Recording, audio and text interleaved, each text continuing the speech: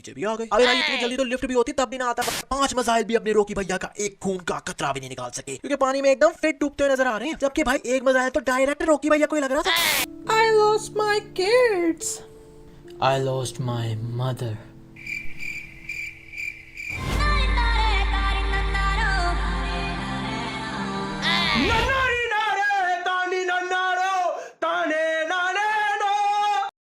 भाई लोग अगर मुझसे कोई मिस्टेक मिस हो गई हो तो कमेंट में जरूर बताना, क्योंकि अगर इस वीडियो पर 50,000 लाइक्स हुए तो मैं KGF चैप्टर 2 का पार्ट 2 भी लाऊंगा, क्योंकि मूवी इतनी धांसू थी यार कि मेरी मिस्टेक्स पर कंसंट्रेशन ही नहीं हो रही थी।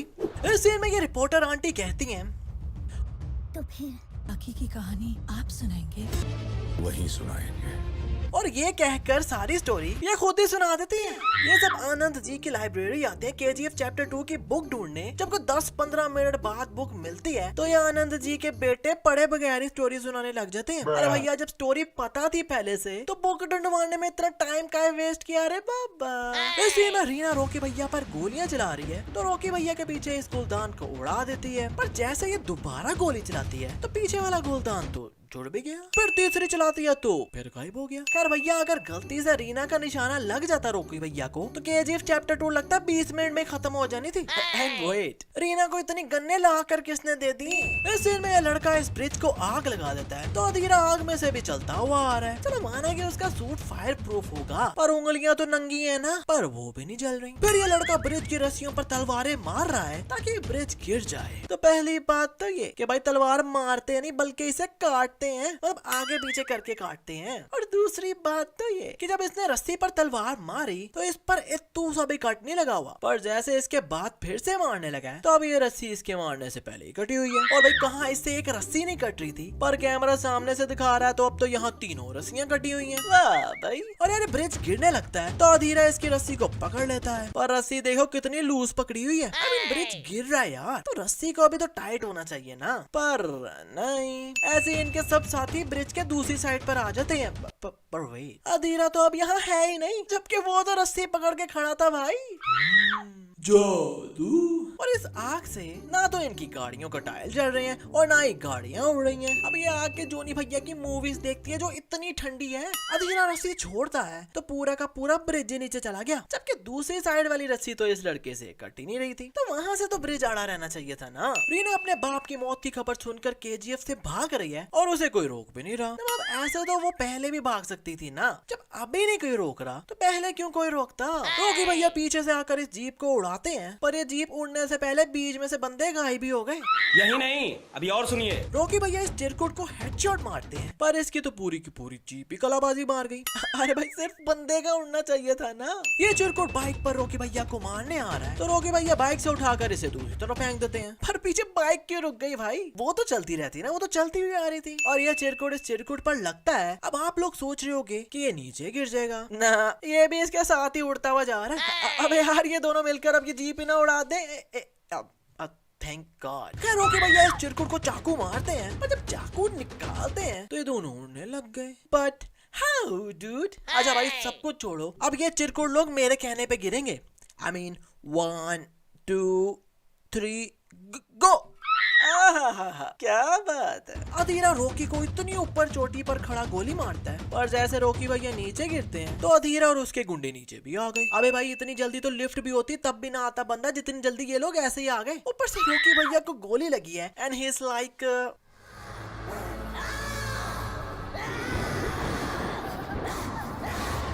वेरी नेक्स्ट मॉर्निंग ये कहते हैं कि वेकेशंस पर चलो हैं तो इंजर्ड ही ना। अरे भाई भाई नेक्स्ट मॉर्निंग ये दुबई में है और पट्टी शट्टी सब गायब। अब सिर्फ 4 दिनों में जोनी भैया I mean रॉकी भैया सही भी हो गए। ऊपर से जहाँ गोली लगी थी वहाँ कोई बैंडेड वगैरह भी नहीं लगाया हुआ। अबे यार KGF देखकर अपने में भी जोश आया और मैंने मोहल्ले के लोगों से पंगा ले लिया। अब साला बाहर निकलने में डर लग रहा है कि बाहर जाऊं या ना जाऊं। रॉकी भैया को अनायत खलील के बंदे पिक करने आते हैं तो इन्होंने ऊपर कोट नहीं पहना हुआ, पर जब इतनी दूर अनायत खलील के पास लेकर जाते हैं वालेकुम अस्सलाम, तब कोट भी पहन लिया। तो जब ये गाड़ियां इनके आजू बाजू चक्कर काट रही हैं तो क्या इन्होंने गाड़ी वालों को कहा होगा कि भाई रुकना जरा, मैं जरा होटल के रूम से कोट पकड़ के लाया।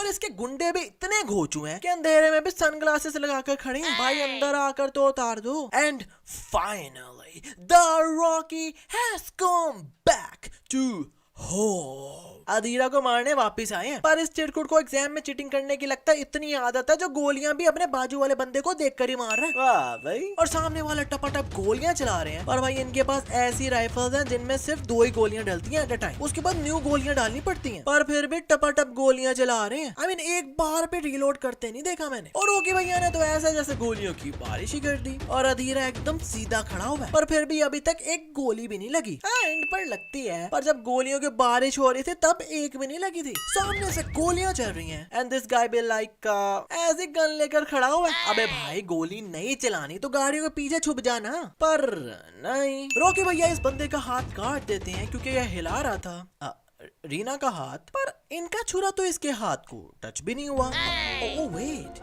अबे भाई ये तो इसका हाथ भी नकली है क्योंकि इसके जैकेट में से तो कुछ निकल ही नहीं रहा। पर रोकी भैया ने तो हाथ में पकड़ा हुआ है। आई मीन इसका हाथ। अधीरा को ये बंदा लेने आता है तो भाई पहले तो कोई पोनी चोनी बांध, कोई बाल कटवा। नहीं मतलब नजर इसे कुछ आ नहीं रहा होगा तो भाई ये लड़ता कैसे होगा। नहीं मतलब हम अपने नाई के पास जाके कहें ना कि भाई रोमन रेंज वाली कटिंग कर दो तो हमारा नाई ऐसा हेयर कट कर देता है। यहाँ रोकी भैया दारू पी रहे हैं, वो भी बोतल का ढक्कन लगाकर। ये बोतल जब पीछे की तो नीचे तो इतू सी भी नहीं गिरी दारू। इसी में रोकी भैया पुलिस स्टेशन के बाहर गाड़ी घुमा रहे हैं तो तब कोई मट्टी नहीं उड़ी, पर जब गाड़ी रोकते हैं तो तब एकदम पीछे से मट्टी उड़ती हुई आ रही है। और यार एक कैसा पुलिस स्टेशन है जहाँ किसी भी पुलिस वाले के पास कोई भी पिस्टल नहीं है, बस हाथ में डंडे लेकर फिर रहे हैं। रोकी भैया गोलियां बाहर से चला रहे हैं पर यहाँ तो अंदर से आ रही है, क्योंकि ये देखो ये गोली आई और ये ठा। इस दिन में 1981 का दौर चल रहा है तो कलर टीवी इन्वेंट 1981 में हुआ था, पर यहाँ तो लगता है इन्वेंट होते साथ ही इतना 4K ultra pro max result देने लग गया इनका टीवी। जबकि भाई अपना तो अभी तक 720 पर अड़ा हुआ है। And I'm talking about TV, not LED। इस सीन में अधीरा रोकी भैया का निशाना सेट करता है पर लगती गोली रीना को है। पर जिस एंगल पर इसने निशाना सेट किया था तो मैक्सिमम रीना के सर पर गोली लगनी चाहिए थी ना, पर लगती भी पेट पर है। जबकि वहाँ तो आगे रोकी भैया खड़े थे, तो अगर ये पेट पर निशाना लगाता भी तो रोकी भैया के पीछे से कमर पे लगना था। और मजे की बात कि अधीरा जब गन ऊपर कर रहा है तो इसकी गन में तो कोई स्कोप लगा ही नहीं हुआ, तो भाई ये निशाना लगाने वाला ग्राफिक्स कहाँ से आया रे बाबा।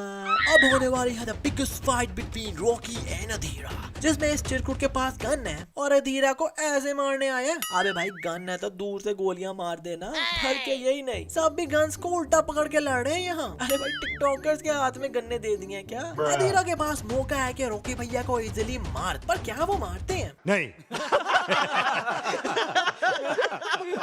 इंस्टेड ऑफ दैट ये अपनी तलवार को टेढ़ी करके मारते हैं। तो भाई आप यहाँ रॉकी भैया को मारने आए थे या उनके साथ खेलने आए थे? आई मीन मौका है तो जल्दी से मारो ना अधीरा भैया। अच्छा हमको सिखा रिया है। अच्छा धीरा जब रोकी भैया को मार रहा है तो इसने अपने गुंडों को आने से रोक दिया था, और अब जब रोकी भैया ऐसे पीटी जा रहे हैं तो अभी भी वो चिल मार के अधीरा को मार खाते बस देखी जा रहे हैं। अरे भाई मुंह पर हथौड़ा मार दिया जिससे अधीरा का मुंह भी फट गया और खून भी निकला, पर जैसे वो नीचे गिरा है तो अब वो एकदम से सही भी हो गया, पर अभी भी ये लोग देखी जा रहे हैं। अरे भाई अब तो आ जाओ उसे बचाने। जब अधीरा कहता है अबे जब मर जाऊंगा तब आओगे बड़बो, तो तब आते हैं। ये मतलब लगता है रोकी भैया इसे मार भी देते तब भी इन्होंने बस देख ही जाना था भाई। और एक घोचू लोग भी उल्टी गन पकड़ के आ रहे हैं। अरे भाई गन को चलाते हैं मारते नहीं है। और ये चिड़कुट भागता भागता के इतना आगे निकल गया कि इसे भी मार दिया, इसे भी मार दिया। तो अब आया जाकर और रोकी भैया ने इस चिटकुट को बिठाया है और चाकू निकाला, और ये भी बस बैठा हुआ वेट कर रहा है कि कब इसे मारेंगे। अरे भाई कोई काउंटर शाउंटर नहीं करना क्या? आई मीन भाई तेरे हाथ तो खुले हैं ना, कुछ मारने चाड़ने की ट्राई तो कर। पर नहीं, लगता है इसे पता है कि रोकी भैया से मार खाकर मरने से अच्छा ऐसे ही मर जाऊं बिना उंगली किए।